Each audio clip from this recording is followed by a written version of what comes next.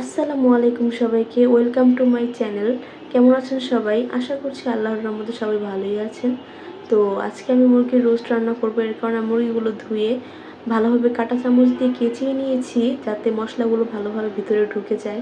তো এখন আমি মুরগিগুলোর মধ্যে 1 চামচ মরিচের গুঁড়ো, তারপর আদা রসুন বাটা দিয়ে দিয়েছি। তারপর আমি লবণ দিয়ে দিব পরিমাণ মতো, আপনারা পরিমাণ মতো দিয়ে দিবেন। তারপর আমি একটু লেবু দিয়ে দিব। লেবু দিলে হয় কি, রোস্টটা অনেক মজা লাগে। তো আজকে আমি খুবই অল্প উপকরণের রোস্ট রান্না করব। তো আপনারা আমার সাথেই থাকবেন এবং আমার ভিডিওটা ভালো লাগলে অবশ্যই সাবস্ক্রাইব করবেন। তারপর আমি এখানে একটু ধনিয়া গুঁড়ো দিয়ে দিয়েছি। তারপর আমি ভালোভাবে মাখিয়ে নিব। তো এটা মেখে একটু ম্যারিনেট করলে ভালো হয়, কিন্তু আমার হাতে সময় নাই, এর কারণে আমি ম্যারিনেট করতে পারলাম না। তো এখন আমি একটা প্যানে তেল গরম করে নিয়েছি। তারপর ওটার মধ্যে আমি রোস্টগুলো ভেজে নিব। আমি একটু কড়া ভাজি, কারণ কড়া ভাজলে হয় কি মজা লাগে অনেক। তো আপনারা ট্রাই করে দেখবেন। আর আমার কাছে রোস্টটা একটু কালারফুল ভালো লাগে। আর আমার হাতের রোস্টটা আমার হাজব্যান্ড অনেক পছন্দ করে। তো আজকে সে আসছে, এর কারণে আমি রোস্ট আর সেমাই রান্না করতেছি তার জন্য। আরেক চুলায় আমি সেমাইয়ের জন্য দুধ বসিয়ে দিয়েছি, দেখতে পাচ্ছেন আপনারা। এই যে রোস্টগুলো হয়ে গিয়েছে, এখন আমি উঠিয়ে নিলাম। তারপর আমি বাকি রোস্টগুলো দিয়ে দিলাম। তো আমি সবার জন্য রান্না করতেছি, সবাই আমার হাতের রোস্ট অনেক বেশি পছন্দ করে। তো এখানে আমি সেমাইয়ের মধ্যে একটু লবণ দিয়ে দিলাম। তারপর এখন দিয়ে দিলাম দারুচিনি, এলাচ আর তেজপাতা। এগুলো দিলে সেমাইয়ের ফ্লেভারটা খুবই ভালো হয়। তো তারপর দিয়ে দিলাম আমি রোস্টের জন্য তেজপাতাগুলো আমি একটু ভেজে তারপর এটাতে দিয়ে দেবো পেঁয়াজ কুচি। দেখুন, আমি পেঁয়াজ কুচিটা দিয়ে ভালোভাবে ভেজে নিচ্ছি। একদম বাদামি করে ভাজবো। বাদামি করে ভাজলে রোস্টটা খুবই মজা হয় খেতে।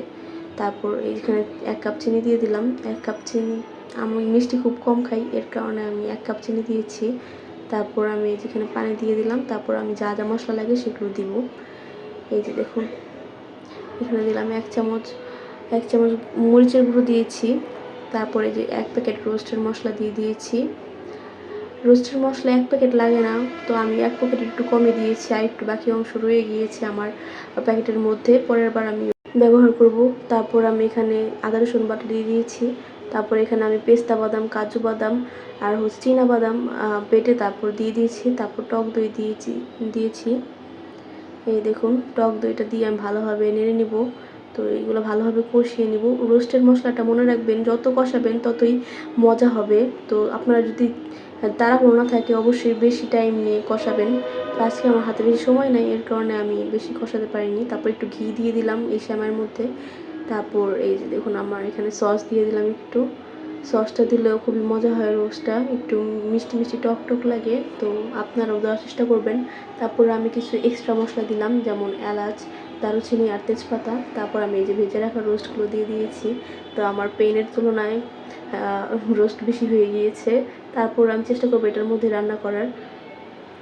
এই যে এখন আমি দুধ দিয়ে দিব। আপনারা চেষ্টা করবেন দুধ দিয়েই এটা রোস্টটাকে একদম জাল করে নেওয়ার, পানি অ্যাড না করার। তো আমিও পানি অ্যাড করিনি, আমি দুধ দিয়ে জাল করে নিয়েছি, তাহলে সুন্দর ফ্লেভার আসে, খুবই মজা লাগে খেতে।